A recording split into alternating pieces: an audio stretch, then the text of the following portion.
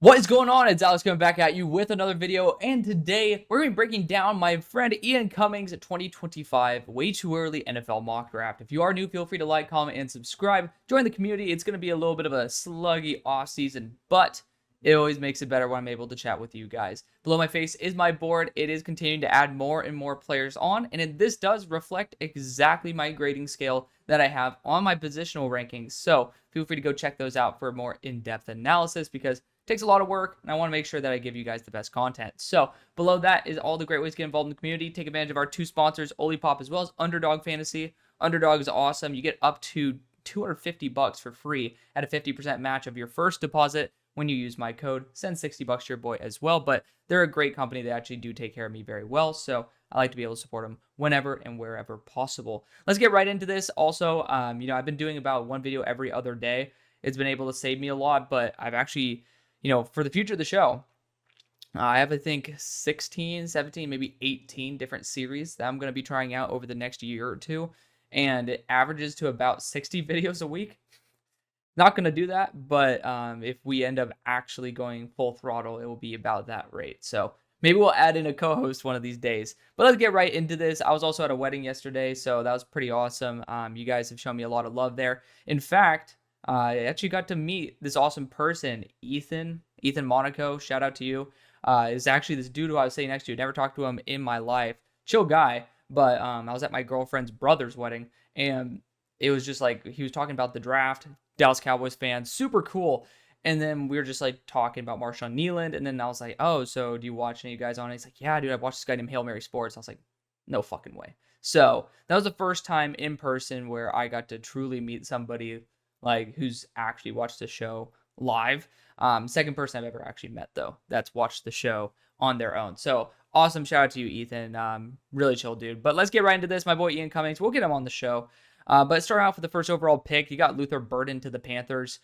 For me, I think that it's if you don't keep Deontay Johnson, then I'm sure that there's going to be a role for him, absolutely, because I do have Luther Burden talent-wise comped to Deontay Johnson. I do not appreciate the consistency of effort on his reps, but the reps that he does go 100% on, he does an excellent job. So I cannot complain about that. He's a super talented player, really solid build, a little bit on the shorter side, but he's going to be going Deontay Johnson's role. It's not like he's going to be, you already have your supreme leader in terms of his frame and Xavier Leggett. So super proud of the Panthers for being able to retool their receiving core really well.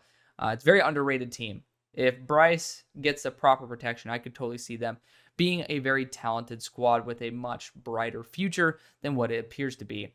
Titans go Teteroa McMillan at pick 2.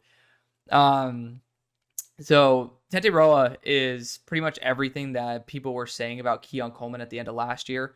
Zero separation, not a great athlete, jump ball guy, more for the highlights. That's unfortunately exactly what he is. I thought Keon Coleman was far superior of a talent in terms of the route running, separation, etc., than what he was getting credit for. Teteroa has probably the best contested catch ability that I've ever seen, and it might warrant it being boosted up a little bit because Fafita probably doesn't do the best of job putting it in the best spot for Teteroa on some of these contested catches. But in terms of just overall consistency, about 2.2% drop rate, ridiculous hands. I mean, the highlights are everywhere. It's awesome. He has a great frame at 6'5", 210, but he is really, really slow. He doesn't have the ability to generate separation at all. Maybe on some slant routes he can do it, but I didn't see it at all with the majority of routes that I think are NFL translatable. And I could be totally wrong. He put up a ton of stats. He was someone who I thought was going to be my number 7 overall player coming into the year. But, I mean, I'm just, I think that there's going to be a little bit of a lack of flexibility for the role that he'll be in. Of course, if you're replacing DeAndre Hopkins' role, I don't think it wouldn't be the worst thing because you do have a wide range of flexible pieces on that receiving core to where you could probably have someone who's a little bit more specific in terms of his role. But, for me, do love what he could be, but just I haven't seen it as NFL translatable yet. Carson Beck is the New York Giants pick at number 3 overall. Talented quarterback. To me, he's an upgraded version of Kenny Pickett, who right now is doing a really good job in the Eagles camp. Kenny Pickett wasn't a bad quarterback. He's a fringe quarterback in the NFL. And that's okay. That's someone who you really want as a backup, is someone who could be potentially a starter. And Carson Beck is exactly that, maybe a little bit better as well. So Carson Beck definitely could be a really, really solid target. And he works well with the Giants because of the fact that he's very mobile. Commanders go with my number 1 player in the draft, Will Johnson. He's arguably the best player I've ever graded. There's not many guys who can truly move the way that he does at over 200 pounds and at 6'2". Like, it's the perfect frame. And, he just doesn't have a lot of ball production. Oh, well. And people who want to point, like, the stat differential between, Ben Morrison and him, and to be fair, look where Ben Morrison is. It's, like, right behind him, right? Granted, there's a big point differential, but I don't know if anybody will ever touch Will Johnson's actual grade except Sauce Gardner. And then technically Kyle Hamilton as well. But speaking of just looking at who he is versus Ben Morrison, like, you can't just look at the stats. Unfortunately, there's a lot more to go into a stat rather than just, if you're going to look at the box score, unfortunately, you already classify yourself as someone who is not one of the ball-knowing clan. And Will Johnson, I purposely watched his worst games. I do that with all the corners. I don't give a damn what your best games are. Unfortunately, the NFL receivers are a lot better than the college receivers you're going to be facing. So I want to see what happens when you fail, how you rebound. Will Johnson, to me, is fantastic. Cerebrally smart, telling other defenders what to do, fixing his own mistakes mid-play. Like, this is somebody who really can be arguably the best corner in the NFL. The Patriots then go James Pierce. To me, he's a fringe starter right there at 15th on my board. Just needs to learn. Like, he has all the tools, but he just hasn't put it together yet. Talking about, like, spin moves into J.C. Latham's chest. Not generating very much power. Of course, he's 242. Not a very big guy. But James Pierce doesn't convert speed to power like, someone who I loved last year and Dallas Turner did at a very similar size and frame. So James Pierce definitely could ascend, but there is still part of his game that I think is lacking before he's a top 5 selection. Worth a top 5 selection. Doesn't mean he won't be one, but at the moment, this class is looking a little bit thin in terms of overall top talent. Cornerback class, though, looking pretty good. James Pierce, oh yeah, I was starting to read right here. Look at that. Denver Broncos at 6 go Kenneth Grant. He's a freak at 340 in terms of his overall ability. You'd think he's about 300 pounds. He looks 340, but then he moves like he's 300. The problem is he also gets moved like he's 300. I don't like the anchor that he has in his game, especially in the run. I did see him get moved way too easily off his spot, but as a pass rusher, hard to get much better than Kenneth Grant at the defensive interior position. Then we have the Cardinals going Abdul Carter. I decided to leave him as a TBD on my grading. And, when we do the deep dive, I will just try my best to give him a grade. There's just not very many reps in there where he is a true edge because he was a legitimate linebacker. But Abdul Carter is a fantastic player. I think the Cardinals will be happy with him at either position. We'll see what happens, though, when all is said and done when I end up grading him, because great frame there at 250. Then we have the Vegas Raiders going Donovan Smith. I know that this is Ian's quarterback too. So I had him as quarterback 16, and I thought I was high on him. I was like, oh, let's watch this guy. Let's see how it is. He has some it factor to him, no doubt. But check out the quarterback video. I break it down a little bit more in depth there. There was a bit to his game that I wasn't very appreciative of in terms of the translation, but there's a lot to his game that I think certainly warrants being a developmental quarterback. And I like this over the Shedeur Sanders selection. But, I don't know if I was sitting between the talent level of Donovan Smith and Shedeur Sanders, I'd still probably go with Shedeur, even with my perception of Shedeur Sanders, which you guys know, I have a pretty strong stance against bringing on baggage. But again, my top guys are going to be different than everybody's top guys at this moment. We'll see when the season actually kicks up, because there's a lot of fun to be had. I'm super excited for it. Tampa Bay Buccaneers go Travis Hunter. Travis Hunter is my 7th best cornerback in this class. Still a very good player. You can see this cornerback class actually has a ton of talent, and he's sitting there at 12th overall on my board, so not going to shame it. I think he's much better in zone than man. You could tell because he got absolutely roasted by Alec Ayumanor for over 150 yards that game, and just responsible for his coverage. So he's very, very smart in terms of his own processing. That's more translatable, in my opinion, than just man-to-man ability. So that's a big plus. But I do think that overall there are some reps in there of his game, especially versus Tetairoa McMillan, who scored a contested catch touchdown against him. There was zero effort from Hunter to be able to break it up. So I do worry about that, especially since he is a little bit on the smaller side. Then the Colts go Fernando Carmona. I studied a lot of people, man. I studied a lot of players so far. I have not even heard of Fernando Carmona.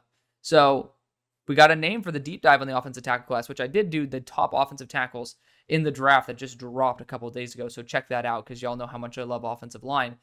We got a new name to add to the list. So super excited for that. We're going to be redoing all of these rankings with the full deep dives at the end of summer. So that's going to be super exciting. Then we got the Saints going Dayon Walker. Stands way too tall. He's 6'6" and stands fully 6'6". That's why he ends up on his ass a lot.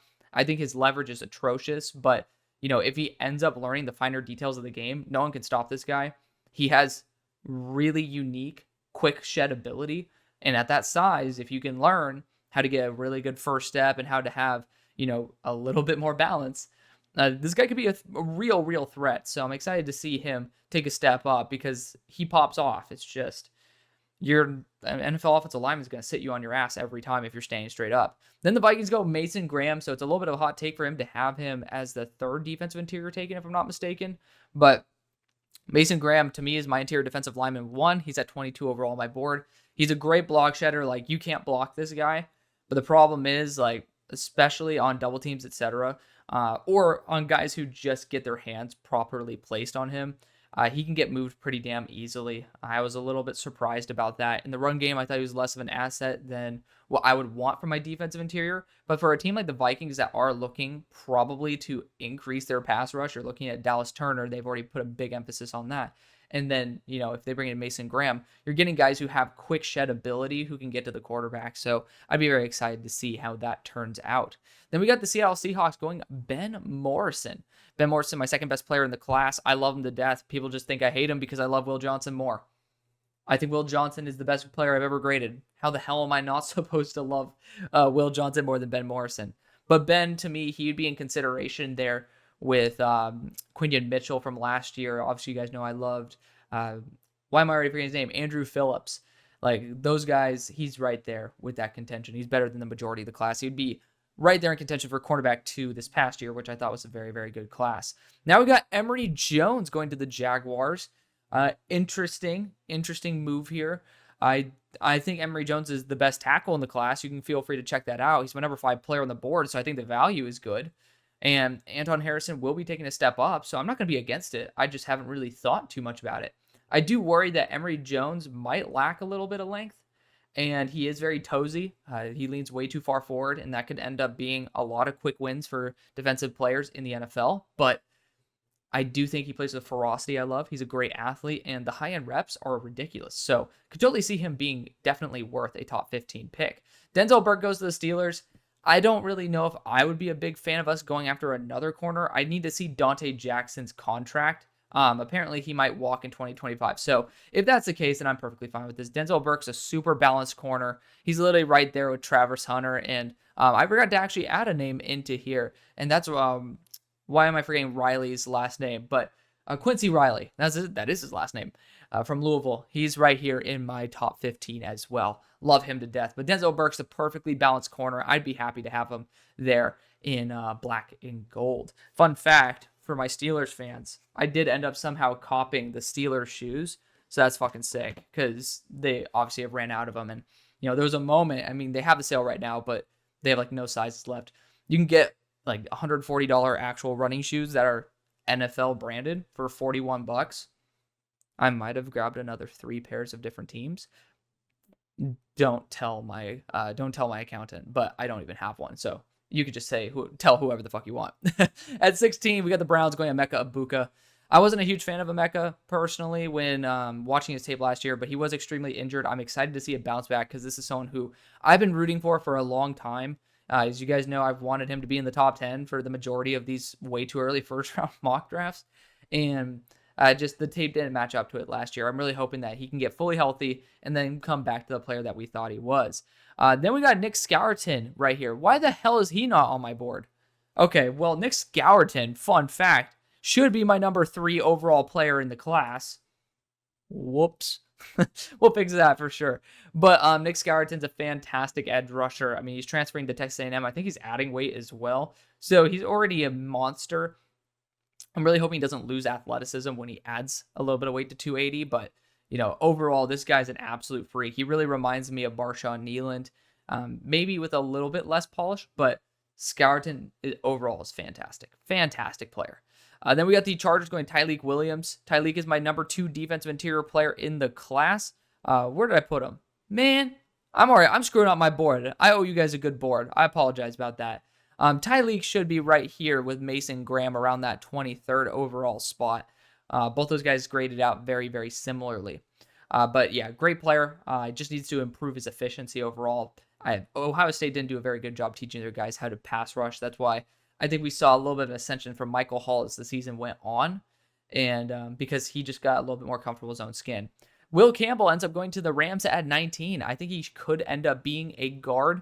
I don't think he has to be. His 33-inch arms flat, so it definitely pops up from time to time. But the only guy who I really saw use and abuse Will Campbell was Dallas Turner, who I thought was a genuine blue chip, close enough to like number 1 overall pick worthy, in my opinion, to where I might give Will Campbell a little bit of a slide because he handled some other guys with very good length like Darius Robinson very well.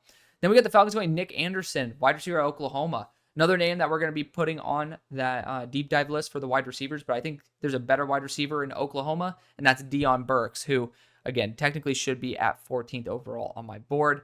Alex, what are you doing? I think I clicked the wrong I clicked the wrong tab because this is I have a backup sheet for when I like to look back on before I start putting guys in just to see comparison. And well, I clicked on the wrong one today. That's okay.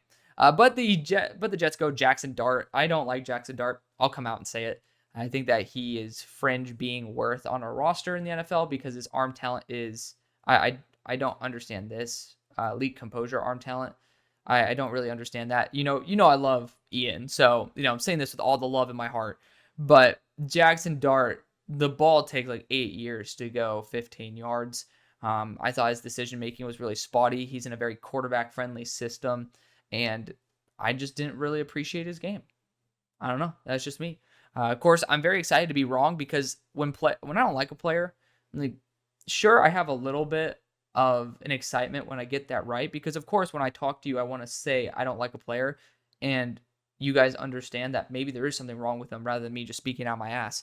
But being wrong about players, especially quarterbacks, is the best feeling in the world because then you get good football, right? You end up getting good quarterback play, and watching boring ass games with crappy quarterback play is the worst. So I'm hoping that I'm in the minority on this one. I'm in the wrong on Jackson Dart. Then we got the Dolphins going Tyler Booker. Man, I have not given Tyler Booker an official grade yet, but holy shit. Speaking of, there's some drag racing outside. Tyler Booker did a great job versus the 99% of the defensive interior reps that I saw against him. So, from gut instinct, this guy's going to be worth the 22nd overall pick. Dolphins going offensive line is always a win in my book. Then we got the Packers going Ephesians Prysock, who should be 4th overall on my board. So you know how I think about that. Transferring from Arizona to Washington. Again, if you see something wrong with the school, I've also transferred this over from 2024. So feel free to call that out. But Ephesians Prysock is fantastic. He's super athletic, very well balanced. I think that he'd actually be a really good Green Bay Packer. That being said, I'm trying to remember who I said it would be. Jabbar Muhammad. He feels just like a Green Bay Packer, but Ephesians Prysock, far from a slouch. And I kind of wish Jabbar Muhammad stayed at Washington because I think those two would be a really nasty duo together. Then we got the Cowboys going Shedeur Sanders. This makes a lot of sense. The Cowboys are willing to take on guys who might have a little bit of personality concern.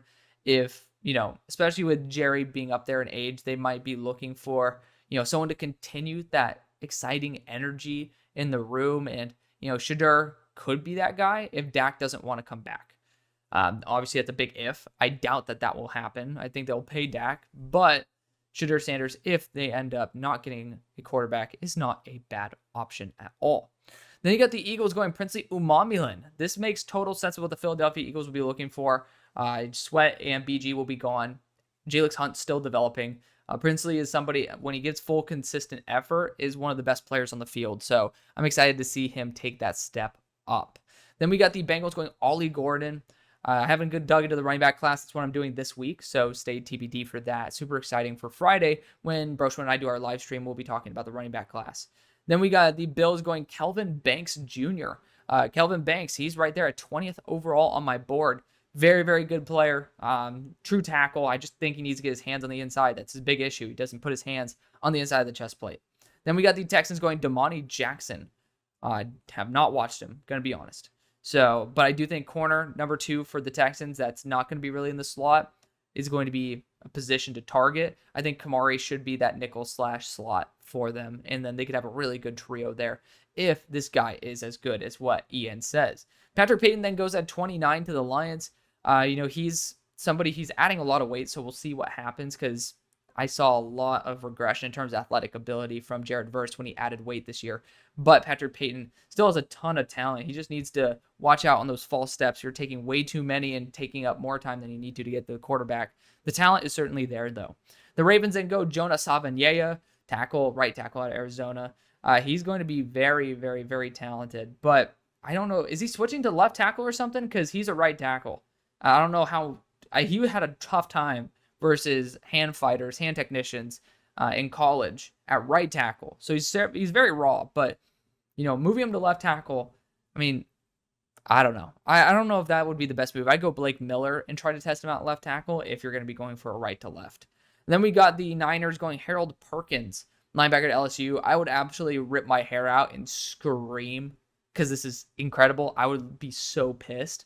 Like, can you imagine Greenlaw, Perkins, and Warner? Like, that would be effing ridiculous. Then we got the Chiefs ending off the draft with Malachi Starks. Fantastic safety. There's still going to be a good amount of safeties that you have on roster, but Malachi Starks is supreme to all of them. So at least it's not a Nazir Stackhouse pick, right? So there's that. But that's going to be the video. Thank you so much for watching. I love y'all. See you on the far side. Peace.